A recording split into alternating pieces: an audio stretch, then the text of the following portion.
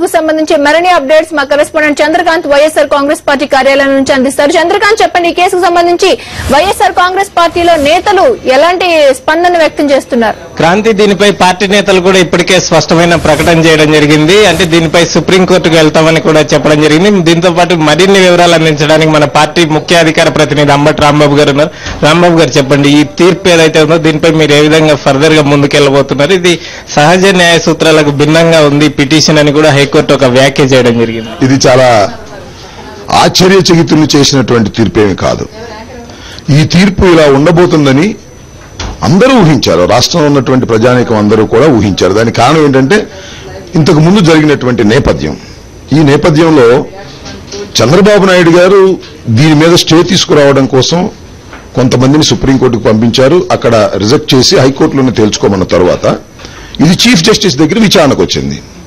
Chief justice దగ్గర విచారణ జరుగుతున్న క్రమంలో రిలయన్స్ ఇంపీడ్ అవుతామని పిటిషన్ పడేసిన తర్వాత ఇది బెంచ్ మారింది. ఈ బెంచ్ని మార్చుకుంటూ చంద్రబాబు నాయుడు గారు నాట్ బిఫోర్ అనే దాన్ని ఉపయోగించుకుంటూ అలాగే ఇంప్లీడ్ పిటిషన్స్ వేసుకుంటూ తనకు అనుకూలమైన బెంచ్కి తెచ్చుకోవడానికి తాపత్రయపడ్డాడనేటువంటిది అందరికీ తెలిసినటువంటి విషయం.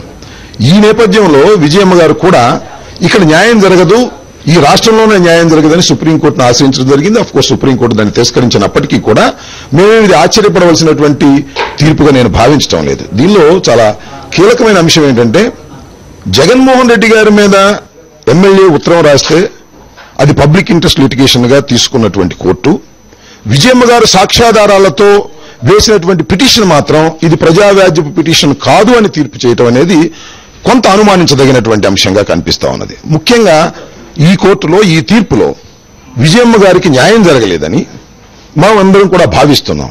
అయితే ఇదేమీ అల్టిమేట్ కాదు. చంద్రబాబు నాయుడు గారు లేదా తెలుగుదేశం గారు మాట్లాడుతున్నా నేను చూశా.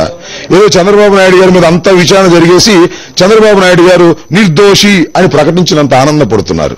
ఇది కొన్ని టెక్నికల్ ఇష్యూస్ మీద, కొన్ని నాట్ బిఫోర్ అనే వాటి మీద ఆధారపడి వచ్చినటువంటి ఆర్డరు. ఇదేం ఫైనల్ కాదు. తప్పనిసరిగా దీని మీద పూర్తిగా అధ్యయనం చేసి మేము దీనికి అప్పీలుకు కూడా వెళ్తాం. చంద్రబాబు నాయుడు ఇంతటితో వదిలిపెట్టే ప్రశ్నే లేదు. చంద్రబాబు నాయుడు 9 సంవత్సరాల పరిపాలనలో నీతిమంతుడిగా వ్యవహరించారని ఎవరూ నమ్మడం లేదు. సామాన్యులు అడిగినా కూడా చంద్రబాబు నాయుడు వేల కోట్ల రూపాయలు దోచుకున్నాడు అనేది అందరికీ తెలిసినటువంటి సత్యం. దానికి తగ్గ ఆధారాలు కూడా విజయమ్మ గారు ఇచ్చినప్పటికీ కూడా ఇక్కడ తిరస్కరించబడింది. అంటే న్యాయం జరగలేదని మేము భావిస్తున్నాం. దీని మీద న్యాయ నిపుణులతో సంప్రదించి చంద్రబాబు నాయుడు గారిని ఇంతటితో వదిలిపెట్టే ప్రశ్నే లేదు. పైకోర్టులకు వెళదాం, అక్కడ నిరూపించి తీరుతాం అనేటువంటి విశ్వాసం మాకుంది.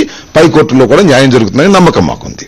మొత్తానికి ఇదంతా కూడా ముందే ఊహించిన తీర్పు అని చెప్పి పార్టీ నేతలు చెప్తున్నారు. దీనిపై ఖచ్చితంగా అప్పీల్కి వెళ్తాం, దీన్ని ఎట్టి పరిస్థితుల్లో వదిలే ప్రశ్నే లేదని పార్టీ నేతలు ఇప్పుడు స్పష్టం చేయడం జరుగుతుంది. ఆ తీర్పు కాపీ పూర్తిగా అందిన తర్వాత దీన్ని ఫర్దర్ గా ఏ విధంగా వెళ్లాలనేది కూడా చర్చించుకొని సమాధానం మీడియాకి చెప్తామని చెప్పి పార్టీ నేతలు చెప్తున్నారు. Kranthi, thank you Chandrakant.